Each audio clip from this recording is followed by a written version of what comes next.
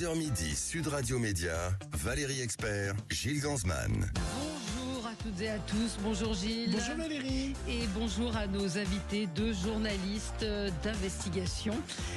Vous êtes toutes les deux journalistes chez Capa Presse, Nathalie Gros, bonjour, et Blanche Lacroix. Bonjour. Vous avez réalisé, pour complément d'enquête qu'on va pouvoir découvrir ce soir, une enquête autour du magasin préféré, de l'enseigne préférée des Français, Action. Action toujours moins cher, mais à quel prix? Une enquête coup de poing sur cette enseigne qui propose des prix très très bas, mais encore une fois... on découvre dans le sujet, c'est qu'en moyenne, ça doit être en dessous de 2 ou 3 euros, pas plus. 2 euros, ouais. 2 euros, c'est ça la limite qui se fixe? Alors, ce qu'ils nous ont dit en tournage, quand on a été les rencontrer aussi à leur siège aux Pays-Bas, c'est que dès qu'ils veulent mettre en rayon un produit à plus de 20 euros, il y a une réunion. Ah oui. Ah oui, c'est bon. C'est génial comme anecdote. Et on peut dire, Valérie, hein, c'est vraiment... Dans toute la France, il y a 850 magasins. C'est vraiment l'enseigne la plus présente maintenant en France. 848 pour être exact, à ce jour précis. Ouais. Et il y en a un, j'ai vu en regardant, en préparant l'émission, qui va ouvrir à Caen. Donc c'est une enseigne qui continue de prospérer et de. C'est un magasin toutes les semaines, c'est ça que vous dites au début du reportage? L'année dernière, il y en a eu 79, 73. Ouais, c'est à peu près un magasin qui ouvre les semaines. On va en parler, puis on va voir ce que disent nos auditeurs, s'ils vont dans ce magasin, ce qu'ils y achètent. Mais tout de suite, c'est le zapping. Sud Radio Média, l'instant zapping. Valérie, dans la deuxième partie, on va recevoir Yvan Cujus qui va nous parler de Gilbert Bécaud pour un documentaire sur France 3. Des paroles de Gilbert Bécaud qui vont bien à Emmanuel Macron. Et maintenant, que vais-je faire? Dans Quotidien, ils ont demandé au politologue Alain Duhamel. Et maintenant, que va-t-il se passer? Emmanuel Macron doit choisir, bon, avec des contraintes politiques évidemment, un Premier ministre, et que de son point de vue, et accessoirement celui des Français qui en ont envie, le plus vite possible, de préférence dans les 48 heures. Et pour Michel Barnier, il rentre à Matignon, il fait quoi? Et ce soir, il organise une petite soirée avec ses ministres. Ah d'accord, il fait un petit soirée départ. Oui. Ils se coucheront pas tard, hein. Mais il va aller à l'Élysée remettre sa démission. Non, mais... Ça se fait comme ça. Puis après, quelqu'un d'autre sera nommé, sans doute très vite. Il faudra faire un gouvernement. Et après, il faudra tout de suite se mettre à cette tâche très difficile, parce que moi je veux bien 3-4 trucs, il faut faire un budget. Vous saviez qu'il avait fait un pot de départ avec tous ses ministres? J'ai entendu ça hier aussi. Oui, avec 3 tucs et un peu de champagne. Pendant ce temps-là, Emmanuel Macron a privilégié l'international. Il revient d'Arabie Saoudite, où il avait à qui parler dans l'avion. Alors, je ne sais pas si vous avez vu, c'est aussi toujours Quotidien qui a fait l'état des lieux de qui était dans l'avion. Alors, il y avait les plus grands patrons. Écoutez bien qui était en Arabie Saoudite.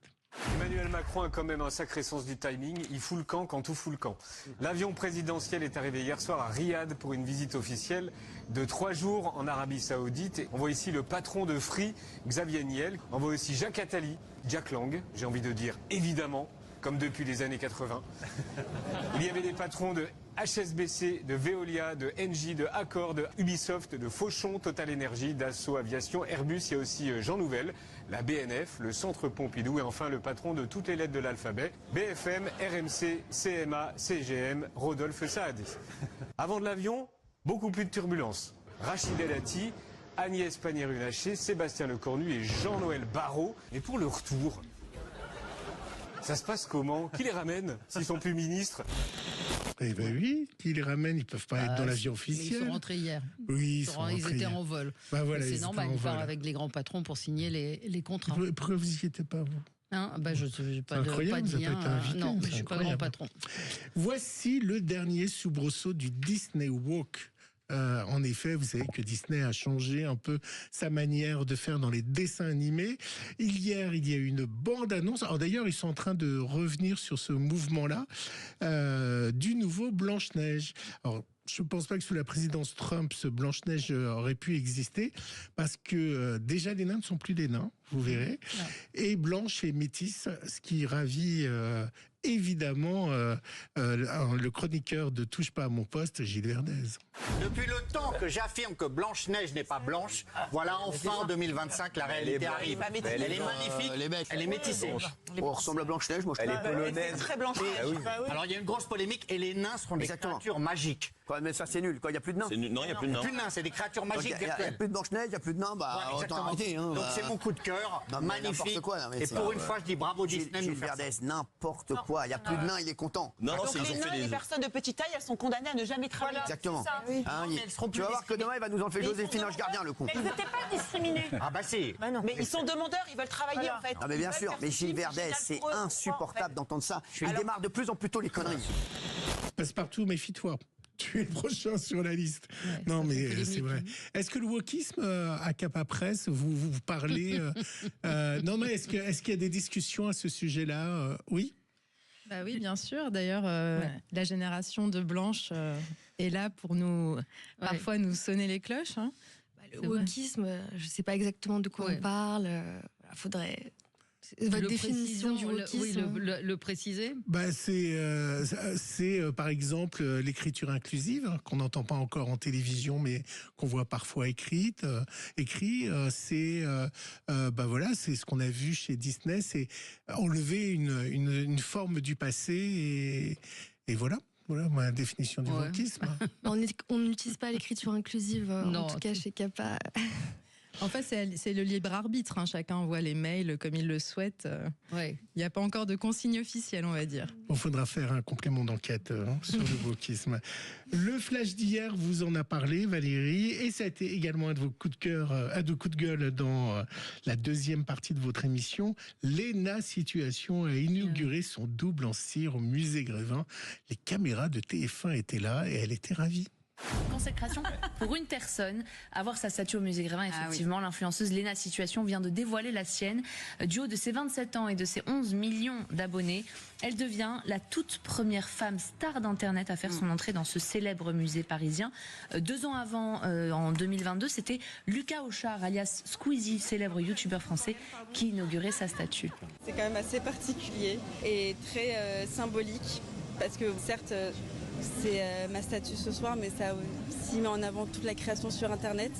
Un métier qui est nouveau, qu'on a du mal à comprendre, et en même temps, il fait tellement une partie de nos quotidiens aujourd'hui que je pense que c'est chouette pour tout l'Internet français en fait. Et là aussi, vous n'y êtes pas. Bah non, pas été invité. Vous pourriez être avec les filles, avec Christine Bravo, dans la partie télé. Est-ce que vous savez qu'ils remisent les vieilleries au placard, ça change. Mais non. Vous avez vu la plus grosse audience de complément d'enquête, ça a été les influenceurs et l'enquête sur les influenceurs. Vous savez, alors peut-être pas chez Capa, mais s'il y aura de nouveau une enquête, et qu'est-ce que vous pensez que les influenceurs rentrent au musée Grévin? Alors déjà, on tient à redire avec Blanche que on est salarié de Capa Presse, donc on n'est pas en interne chez Complément, et on n'a certainement aucune information et rien à dire. D'ailleurs, on n'aurait pas notre mot à dire sur leur agenda. Ce que je peux vous dire, c'est que moi, j'avais réalisé un complément d'enquête sur TikTok avant celui qui était sorti ensuite sur les influenceurs. Et en fait, on sent qu'il y a quand même Complément, c'est quand même la caisse de résonance de l'époque. Et donc clairement, ce qui se passe sur les réseaux, c'est évidemment passionnant et ça a le mérite d'être creusé. Donc j'imagine que ça va continuer à être en tout cas un point d'attention pour l'équipe. Et nous-mêmes aussi à Capa, on est attentifs à ce qui se passe. Oui, parce que c'est un très vaste sujet avec énormément d'angles, et on voit l'arrivée au musée Grévin de Léna Situation signifie quand même la place que ça prend aujourd'hui dans la société. Ça vous interpelle ou pas, vous, la télé-réalité? Nous, on a connu un monde sans télé-réalité. Donc c'est vrai que... Quel ennui. Oui, boomer. Il y a quelque chose d'un peu différent entre la télé-réalité et le monde de l'influence. Oui, il y a deux choses. Ouais, c'est deux choses ils sont souvent liés, hein. Après, dans le cas de la situation, je ne crois pas qu'elle en ait fait. Après, c'est vrai qu'elle est tellement populaire, c'est devenu vraiment une icône de sa génération. Ça ne me choque pas qu'elle fasse son entrée au musée Grévin. Mais effectivement, c'est un sujet qui intéresse et qui aussi permet de questionner notre génération, notre usage des réseaux. Donc je pense que Et on pourra parler en deuxième partie, c'est quand même une des méthodes d'influence du groupe dont on va parler, du groupe Action, qui vend pas mal aussi grâce à des influenceurs qui annoncent les nouveaux produits. Alors hier, Valérie, je vous disais qu'on était à 20 jours de la Danon Baron. Ça n'a pas de lien avec ce qu'on vient de dire.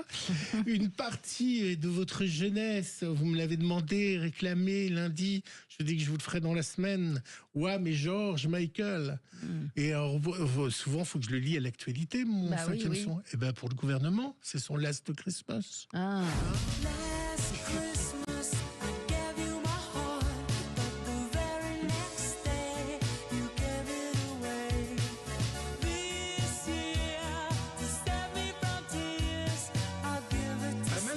Michael pour démarrer la journée. Oui, c'est bien. Pas démarrer la journée. Oui. 10h30, 10h14. Allez, on se retrouve dans un instant pour parler du magasin préféré, de l'enseigne préférée des Français. Action, dans l'œil de complément d'enquête. Action toujours moins chère, mais à quel prix? En particulier les conditions de travail des salariés. C'est un moment fort de votre enquête. On en reparle avec vous dans un instant, Nathalie Gros et Blanche Lacroix. À tout de suite. Le 10h midi, Sud Radio Média. Valérie Expert, Gilles Gansman. Sud Radio Média, les invités du jour. Les invités du jour, Nathalie Gros, Blanche Lacroix, toutes les deux journalistes à Capa Presse. Vous avez enquêté, réalisé une enquête, une enquête pour complément d'enquête. Action toujours moins chère, mais à quel prix? Action, 850 magasins, enseigne préférée des Français. C'est un discounter. Ce soir à 23h. C'est à 23h, évidemment, complément d'enquête. C'est un discounter néerlandais qui propose des produits peut-être les moins chers qu'on puisse trouver sur le marché. Je ne sais pas qui veut répondre. D'où est parti par rapport à l'idée du sujet, c'est Blanche qui l'a eu. Donc en allant chez Action. Déjà en allant chez Action, parce que c'est vrai que c'est un phénomène en province, en dehors de Paris.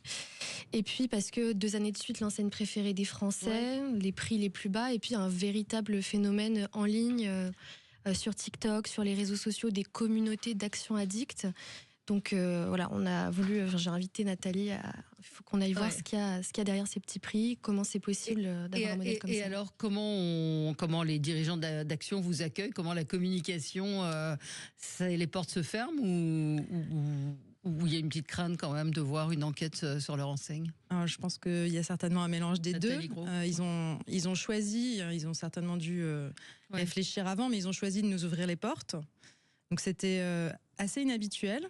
Une entreprise qui accepte de recevoir les journalistes qui enquêtent sur elle, à certaines conditions toujours. C'est-à-dire qu'on n'a jamais été seul dans un magasin Action sans un chargé de com qui soit issu de l'équipe salariée d'Action, soit du cabinet de conseil qui les a accompagnés tout du long de notre travail. On va peut-être écouter la bande-annonce, ça va nous mettre... Ça, c'est assez logique. Vous êtes accompagné d'un responsable de la communication de France Télévisions. Mais vous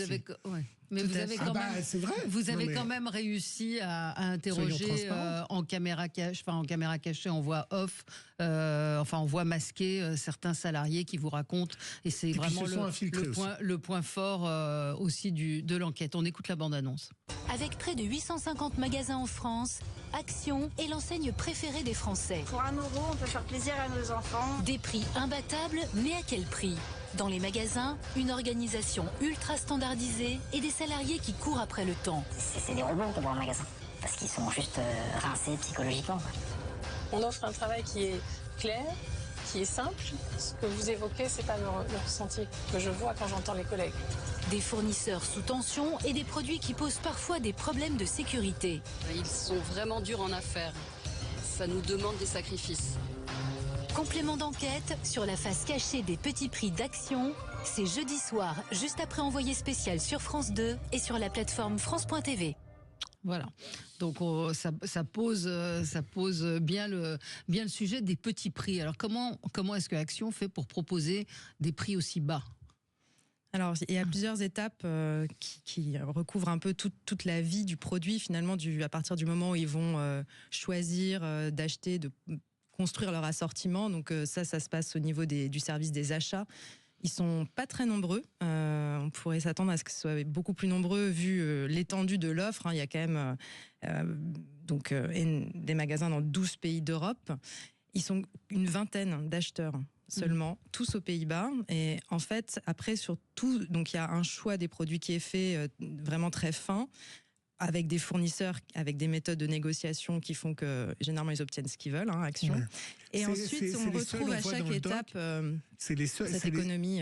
C'est les seuls qui arrivent à faire plier les Chinois. C'est-à-dire que vous avez été dans une usine en Chine où la personne raconte qu'elle perd de l'argent avec Action. Alors, elle dit pas qu'elle perd de l'argent, mais elle dit qu'elle n'a pas le droit à l'erreur.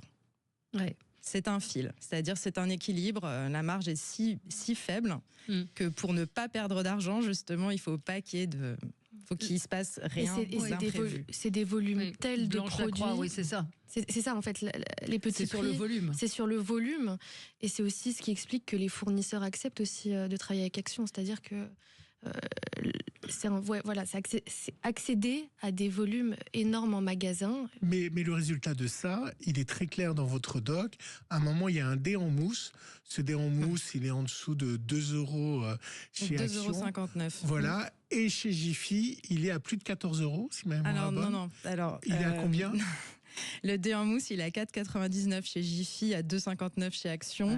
Et là, il y a un autre exemple. Qui est à 16 €. Voilà, il y a un autre exemple qui est donc une lampe en sel de l'Himalaya, un objet tendance déco qu'on retrouve aussi dans plusieurs enseignes à différents prix. Et donc, en fait, on se sert de ces exemples très concrets pour finalement forcer un peu la parole chez Action pour qu'ils nous expliquent comment ils font, quelles sont leurs méthodes. Parce que sinon, ils disent rien. Ouais. Et donc, ils vous expliquent comment ils négocient, justement. Et puis aussi, quelles sont leurs armes, c'est-à-dire à la fois de jouer sur les volumes et aussi de jouer sur la qualité. Et le résultat, c'est que Jiffy dépose le bilan. Ouais. Alors on ne pourra pas dire que c'est à cause de compléments d'enquête. Non, mais vous comprenez ce que je veux dire, c'est-à-dire qu'une enseigne française ne peut pas résister à un monstre comme ça, et c'est des emplois français, et c'est une enseigne française qui est en train de fermer. Et moi, ce que j'ai trouvé dans votre documentaire, c'est qu'ils surfent sur la misère.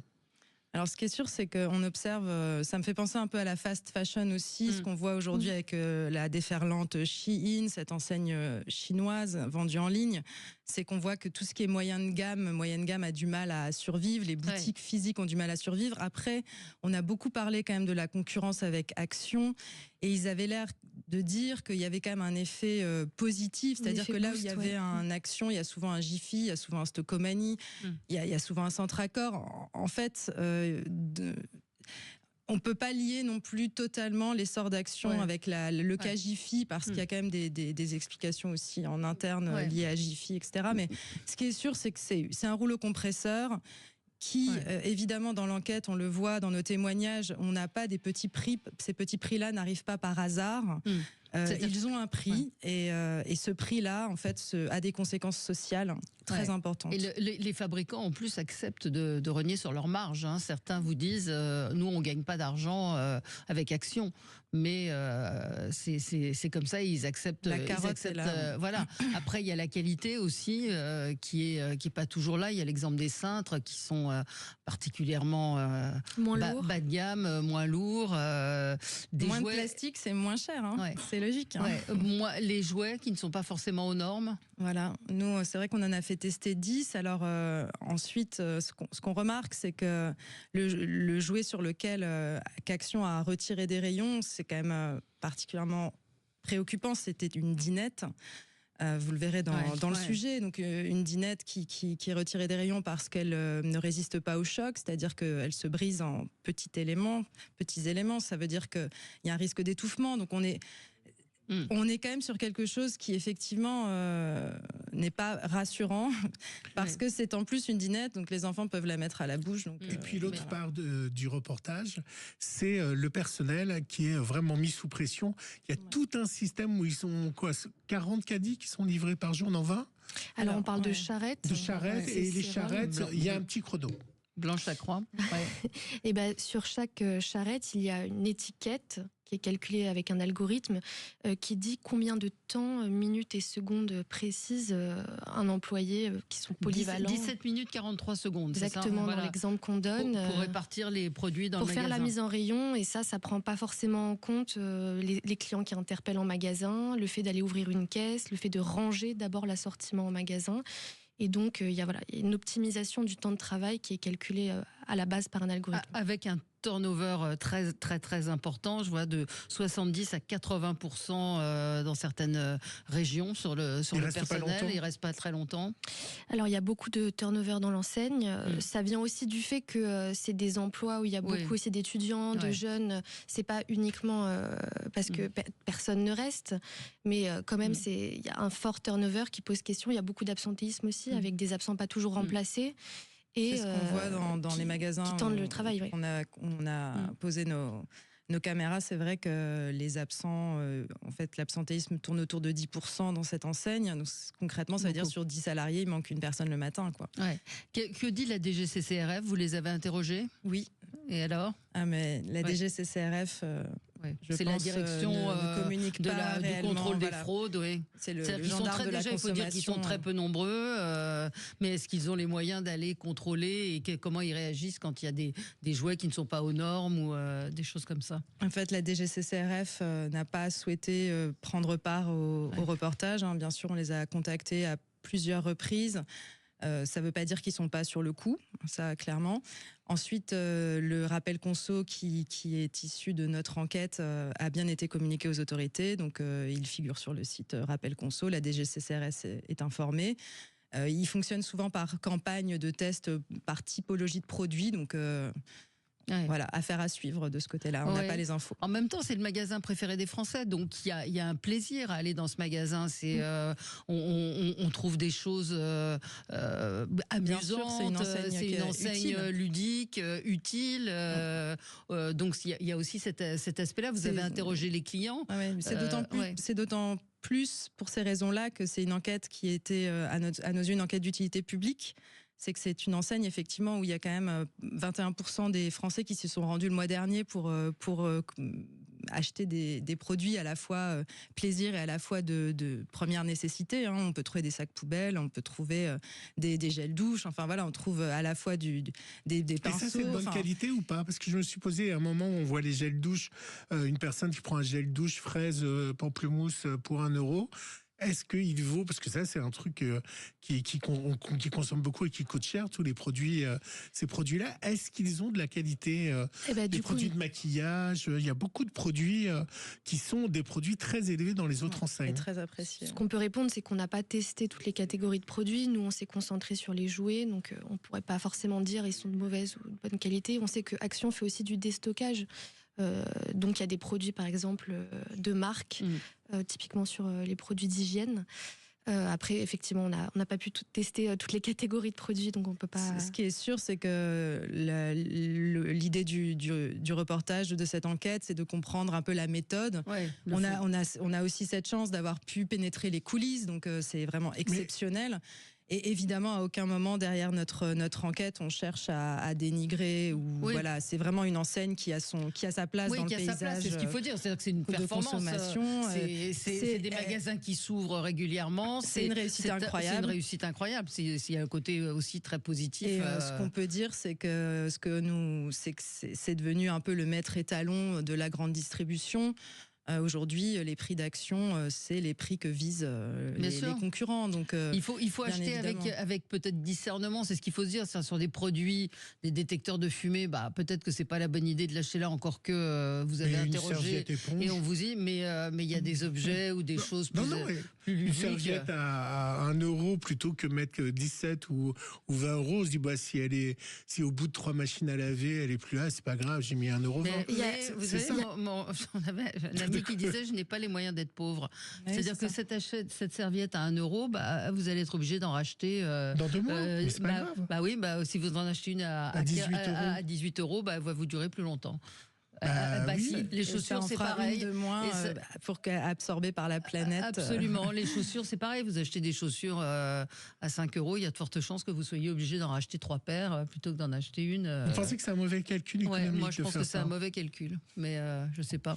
Non, mais il y a deux aspects chez Action. Ce qu'on remarque au niveau client, c'est qu'il y a à la fois l'achat malin, c'est ce qu'on dit, c'est-à-dire aller trouver son sac poubelle moins cher, mais il y a aussi l'achat plaisir, c'est-à-dire la chasse au trésor. Chaque semaine, il y a des nouveaux produits. Et donc, ça donne un sentiment de pouvoir d'achat en fait aux gens qui viennent au magasin en se disant, c'est ce qu'on voit dans le reportage. J'ai l'impression de pouvoir faire plaisir, de pouvoir faire plus plaisir. Donc, il y a un peu deux types de clients.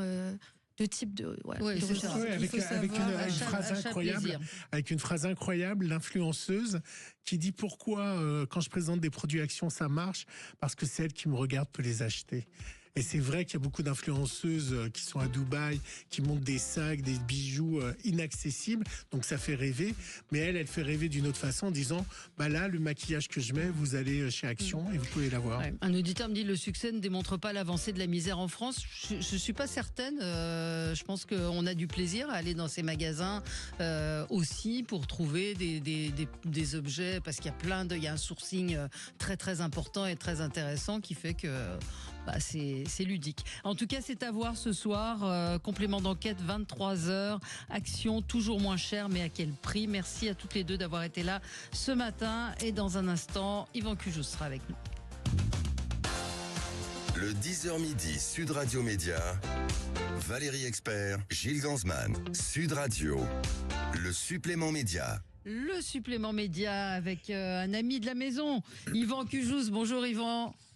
Coucou Valérie, coucou Gilles, bonjour. On est ravis de vous accueillir dans l'émission Média. Vous changez de case. Pour une fois, évidemment, tous ceux qui écoutent Sud Radio savent que vous animez avec talent le Loft Musique, le Loft sur Sud Radio. Mais là, on vous retrouve pour... vous êtes dans votre élément. On vous retrouve pour une série que vous avez entamée. On vous avait reçu pour en parler, Nos Maisons Enchantées. Vous aviez consacré ce premier numéro à Charles Trenet. Et on va vous retrouver dimanche sur France 3 à 15h55 dans la maison de Gilbert Bécaud. C'est un enchantement, c'est une petite parenthèse enchantée. On va se retrouver dans les bois, dans la campagne avec vous, auprès de la fille de Gilbert Bécaud qui vous a ouvert sa maison. Comment vous arrivez à convaincre les familles de vous ouvrir ces lieux ? En fait, Gilbert Bécaud, il y a quand même une espèce d'injustice autour de son œuvre qui est absolument fabuleuse, qui a fait le tour du monde pour certaines chansons qui sont devenues des standards internationaux.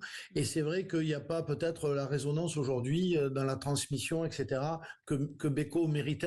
Et donc, de ce point de vue-là, Émilie, sa fille et sa femme Kitty,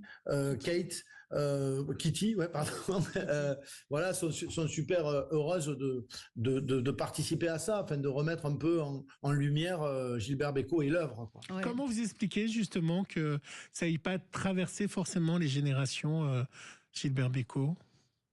Je sais pas, je crois qu'il y a... C'est un mélange assez sensible, la transmission entre l'image qui est donnée par l'artiste et son œuvre. C'est-à-dire, c'est un équilibre un peu sensible entre les deux. Oui. C'est un peu pareil pour Charles Trenet, parce qu'il y a une image un peu sulfureuse autour de Charles Trenet. Et donc, je crois que le répertoire, quelquefois, en pâtit de ça.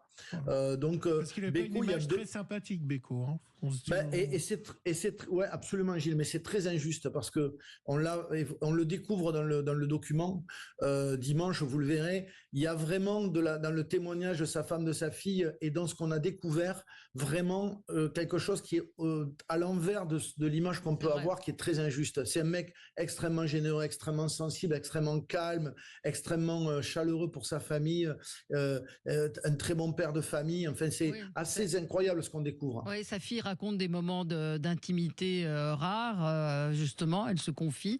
Et puis, on découvre cet endroit. Alors, vous êtes accompagné pendant cette émission, il y a des bœufs, il y a Benabar à vos côtés, Anne Silla, Gauvin Cers, André Manoukian. Et c'est vrai qu'ils sont très émus, Benabar et Gauvin Cers, de découvrir cet endroit, ce petit refuge où Gilbert Bécaud aimait composer. Oui, c'est très touchant de rentrer dans cette intimité. On a été tous assez pris d'émotion. Et puis, par exemple, on joue sur le piano de Beko qui a fait le tour du monde, qui a joué à l'Olympia, et qui est un piano, vous l'avez vu, dont les pieds avant sont sciés. Donc, le piano, il est complètement à l'oblique sur scène parce qu'il avait scié les pieds de devant pour voir vraiment le public. Donc, c'est un piano assez unique et c'est super touchant. Et d'ailleurs, on a ce petit extrait où vous entrez dans cette pièce où composait Gilbert Bécaud, qui s'était fait une petite, comme a dit Valérie, un petit havre de paix pour composer. Et ça fascine Benabar.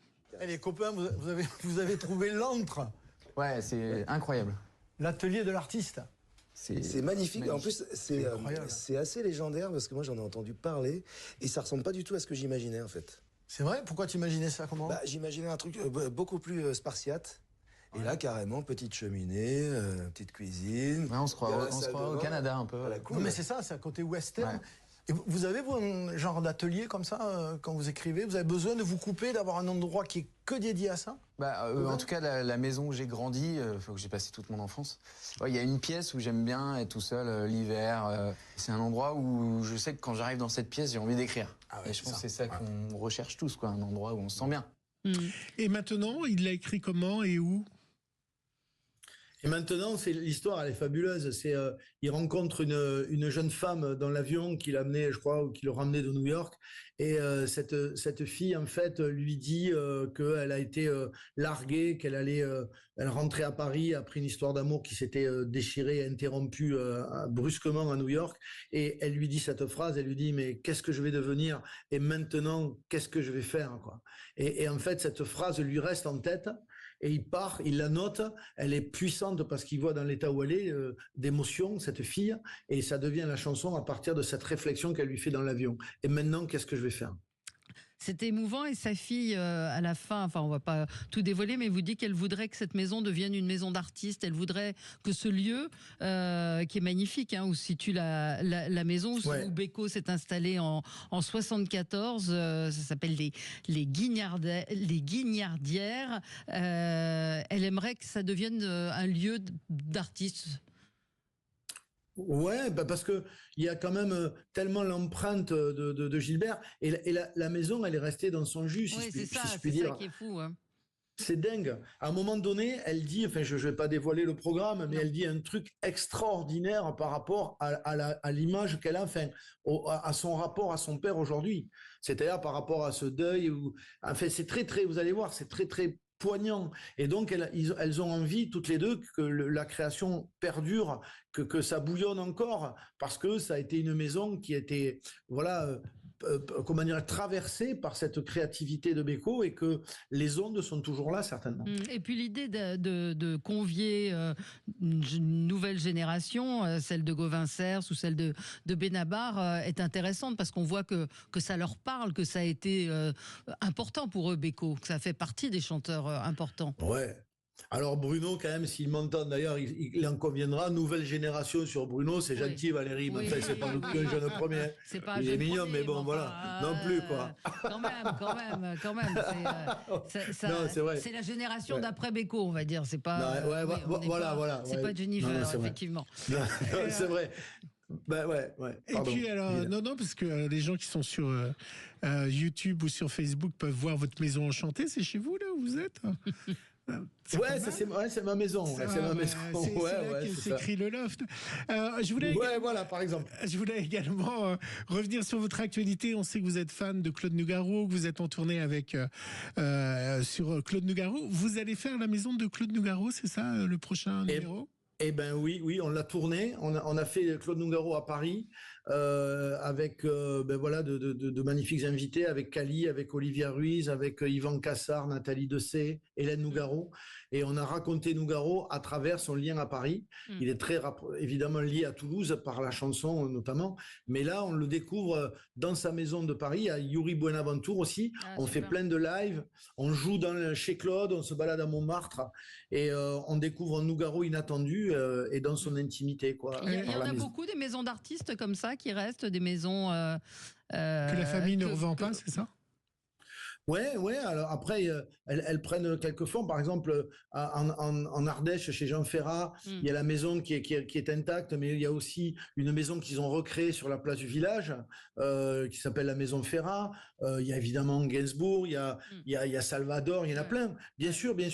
C'est quand même un capital affectif qui est dans la transmission la plupart du temps. Ouais, c'est une super idée en tout cas et c'est merci Valérie. C'est un très bon programme. Moi j'ai pris beaucoup de plaisir à le regarder, à découvrir vraiment parce qu'on est dans une sorte de. Alors le titre existe déjà, mais ça s'appelle Nos Maisons Enchantées, mais il y a le côté parenthèse enchantée où on pénètre avec vous dans cet univers et c'est vraiment un très très beau programme. Dimanche 15h55. Merci, ça me fait plaisir. Sur France 3. Merci. Merci à tous les deux. Et ce sera le dimanche suivant, Valérie, Claude Nougaro. Et Claude Nougaro. Ce sera en janvier parce qu'il y a la visite papale. Donc ça a été déprogrammé. Le pape avant Et la maison du pape, peut-être que je la ferai la prochaine fois. Le Vatican. Vous croyez qu'il chante? Ouais, au Vatican. Pas sûr, sous la douche peut-être. Merci à vous, on se retrouve. Merci à tous les deux. Merci, au revoir. À suivre sur Sud Radio, mettez-vous d'accord, Valérie Expert.